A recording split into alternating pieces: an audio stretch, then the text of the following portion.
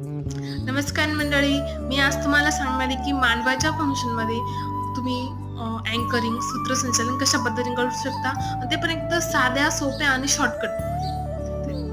हल्दी है चंदन है, हल्दी है चंदन है, रिश्तों का बंधन है, कापड़निस परिवार में आप सभी का हार्दिक अभिनंदने, हार्दिक अभिनंदने.